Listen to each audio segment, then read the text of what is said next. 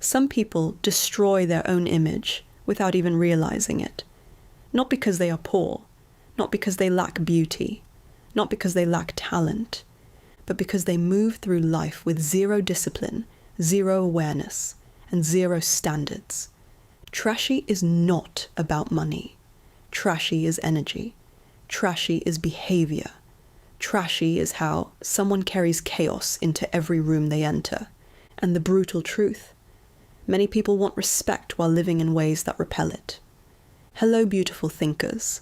Welcome back to our thinking lab, the only channel that blends all the major components and perspectives: science, great ancient wisdom, Stoicism, and biblical insights. Tonight we break down how to stop being trashy, not to impress others, but to become dangerous, respected, and clean in mind, body, and presence. Stay tuned in, because I included 5 simple and practical solutions to stop being trashy. Chapter 1, Core Idea. Trashy behavior is usually not rebellion. It is neglect. Neglect of self. Neglect of discipline. Neglect of consequences. Science shows people form impressions within seconds. Your brain uses thin slicing, rapid judgment based on cues like speech, grooming, posture, emotional control, and social behavior. Before you explain yourself, people already felt you. That may sound unfair. It is reality. Ancient wisdom knew this long ago. Proverbs 22:1 says, "A good name is rather to be chosen than great riches," meaning reputation can be worth more than money. The Stoics taught the same principle. You cannot control what people think, but you can control what you repeatedly display. Picture this. You walk into a restaurant. One person enters calm, clean, composed, polite.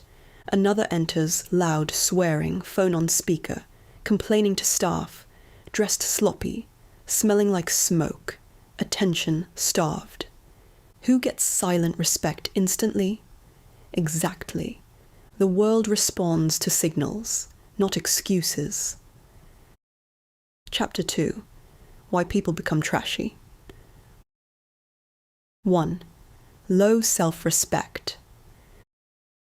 When someone secretly feels worthless, they often behave recklessly. If you don't value yourself, you won't protect your image. When you behave beneath the identity you claim to have. Examples: oversharing for attention, acting out of insecurity instead of intention, letting anyone access you because you fear being alone. Stoic lens: you've surrendered your sovereignty. 2. Dopamine addiction.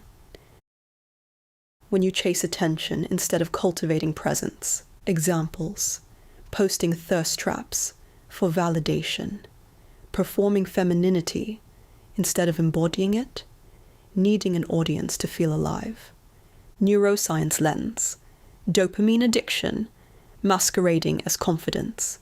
Modern culture rewards impulsive behavior, such as drama, oversharing, public fights, sexual chaos, attention-seeking. Every reaction gives a chemical hit. 3. Environment infection. Trashy isn't always you. Sometimes it's the ecosystem you marinate in. This pillar covers the contamination effect. Your environment slowly infects your identity, habits, and standards. Examples: living in mess, clutter, or filth and calling it "I've been busy." Staying in friend groups where gossip, chaos, and low ambition are normal. Consuming content that numbs your mind instead of elevating it. Keeping your home, car, or workspace in a state that reflects neglect. Surrounding yourself with people who normalize dysfunction, impulsivity, or mediocrity. Science lens: your nervous system mirrors the environment you're in. Biblical lens: bad company corrupts good character. Philosophy lens: disorder outside becomes disorder inside. Human behavior lens: you become what you repeatedly tolerate. Environment infection equals identity erosion through proximity. Spend enough time around sloppy people, and sloppy becomes normal. 4. Emotional illiteracy. When your emotions run the show. Examples: reacting instead of responding, weaponizing tears, silence, or seduction, gossiping, competing, or comparing. Ancient Greek lens. You've lost sophrosine, self-control, and harmony. Some people don't know how to regulate anger, envy, lust, insecurity, or boredom. So it spills outward. 5. No future vision. This is the silent form of trashy, the one that doesn't look chaotic today, but guarantees chaos tomorrow. No future vision equals living like tomorrow doesn't exist.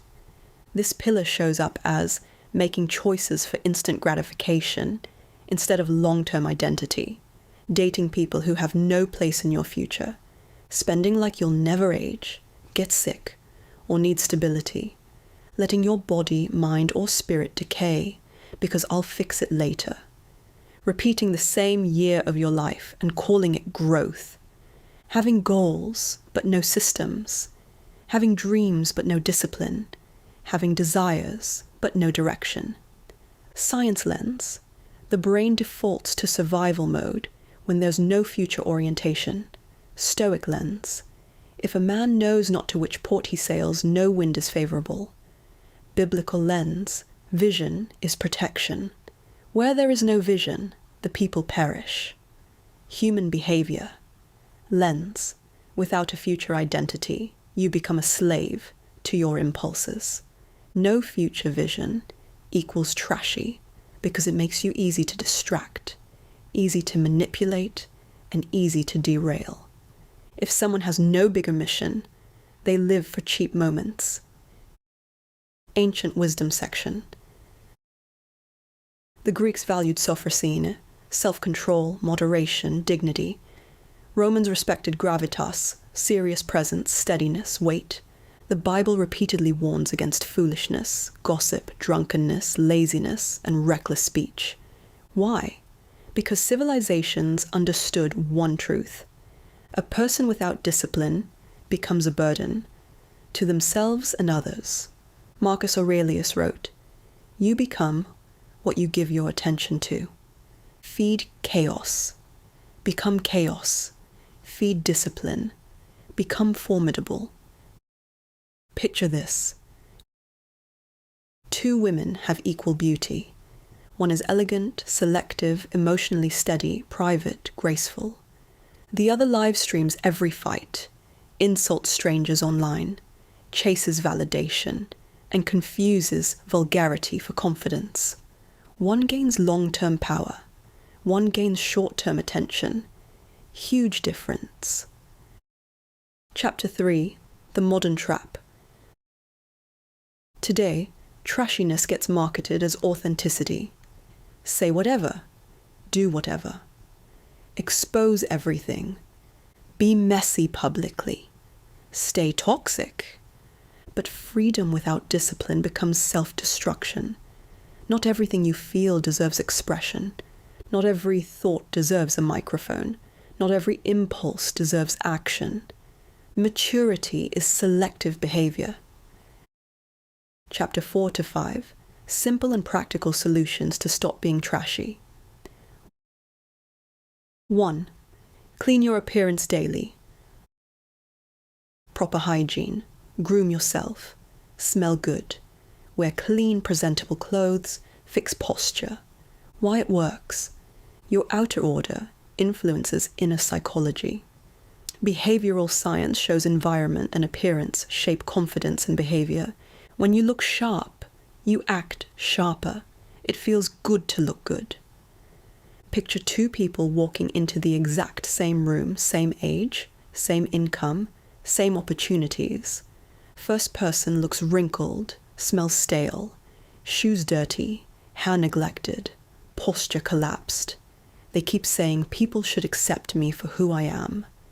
Second person is clean, sharp, fresh haircut, clear skin, pressed clothes, upright posture, calm energy. No one knows their personalities yet, but one instantly receives respect. and the other receives hesitation. That's the brutal truth. Before people hear your words, they read your discipline. Your appearance is not vanity. It is evidence. Evidence of standards. Evidence of self-respect. Evidence that you can manage yourself. If you can't manage your own body, clothes, hygiene, and posture, why would anyone assume you can manage bigger things? Every morning you either look like neglect or look like intention. 2. Control your mouth. Reduce gossip, profanity, loudness, complaining, oversharing. Why it works. Speech reveals mental quality instantly. Controlled speech signals intelligence and strength. Stoics believed silence is often superior to noise. Picture two people sitting at the same dinner table. Same opportunity, same room, same people listening.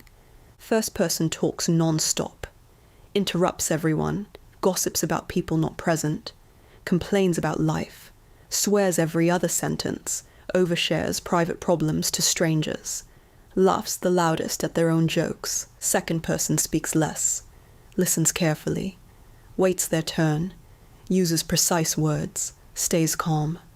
When they finally speak, the whole table leans in. Now notice something brutal. The loud one wanted attention. The quiet one earned authority. Many people think power comes from saying more. Wrong. Power often comes from needing to say less.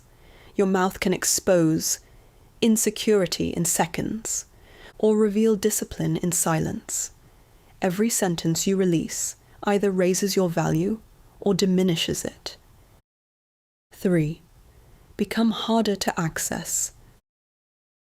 Stop begging for attention. Stop chasing people. Stop being available to everyone. Why it works.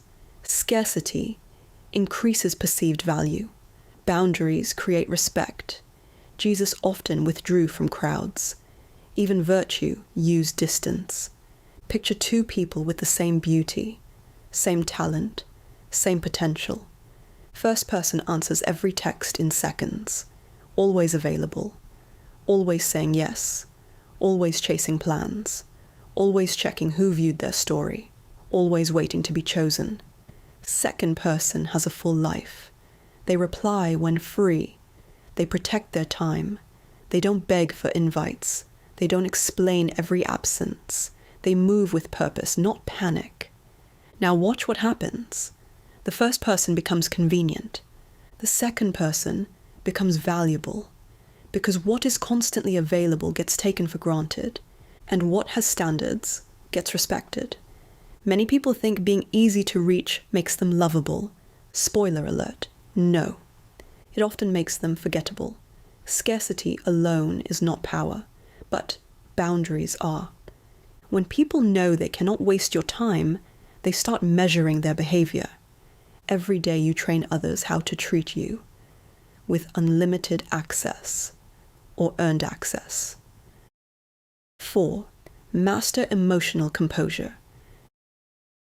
Don't explode publicly. Don't post while angry. Don't react instantly. Why it works. Emotional regulation activates the higher brain over impulse centers. Calmness is social power. Anyone can lose control. Few can hold it. Picture this. Someone speaks to you with an edge. Their tone is off. Their energy is sharp. They're trying to pull you into a reaction you don't owe them. But you stay soft. Not weak. Soft. The kind of softness that comes from a woman who knows exactly who she is. Your breathing stays slow. Your shoulders stay relaxed. Your voice stays warm and measured. You look at them with that gentle, steady expression that says, I'm not matching that energy. I don't live there anymore. And suddenly, the whole dynamic shifts. They expected fire. You gave them water. They expected defensiveness. You gave them discernment. They expected you to crumble or escalate. You gave them a woman who cannot be moved. Your calm doesn't just protect you. It disarms them. They start softening their tone. They start choosing their words more carefully. They start realizing they're in the presence of someone who leads herself. Because here's the quiet truth. Feminine composure is not passive. It's persuasive. Your softness becomes the boundary. Your calm becomes the authority. Your emotional regulation becomes the atmosphere everyone else adjusts to. This is soft power. You don't dominate the room. You regulate it. 5. Build standards and non-negotiables. When the outside is curated, but the inside is chaotic. Examples: pretty but unprincipled, stylish but unstable, high value online, low value in private, human behavior lens, identity dissonance, the gap between image and reality. Ask, what do I no longer do? What do I no longer tolerate? What rooms no longer fit me? Why it works? Identity changes when standards become habits. A clean life is built by repeated refusal. Picture this. Imagine 2 futures. Version 1, same drama, same mess, same cheap attention, same regret. Version 2, clean presence, quiet confidence, respect, discipline, options. Both futures are built from tiny daily choices. Which one are you rehearsing right now? Be honest. Which pillar called you out the most? Low self-respect, dopamine addiction, emotional illiteracy, environment infection, or no future vision? Drop it below. No judgment, just self-awareness and upgrades. Your answer might help another woman see herself more clearly. We've reached our closing. If this episode enlightened you, press subscribe button, like and share this to a friend or family who needs to take the trash out. At the end of the day, trashy isn't an insult. It's a warning label on the behaviors, environments, and impulses that are quietly lowering your life. Because the truth is this: your life doesn't fall apart all at once. It falls apart one low-standard decision at a time. And the moment you get honest about that, the moment you stop glamorizing chaos, stop normalizing dysfunction, stop entertaining people and habits that drain you, that's the moment everything shifts. You don't need a new aesthetic. You need a new identity. A woman with standards. A woman with direction. A woman with self-command. Because when you stop being trashy, you don't just clean up your behavior. You clean up your future. And that's when you finally understand. Your life upgrades the second your standards do. Trashy is not permanent. It is a pattern. Patterns can be broken. You do not need wealth to be classy. You do not need status to be elegant. You do not need permission to raise your standards. The moment you clean your habits, you clean your destiny. Because in the end, people treat you how your behavior trains them to. So stop being trashy. Become rare and a true gem. Thank you for stopping by at our thinking lab, where we just don't glow from the inside and out, but we grow beautifully. Until next time, stay grounded, stay healthy, stay powerful, stay beautiful.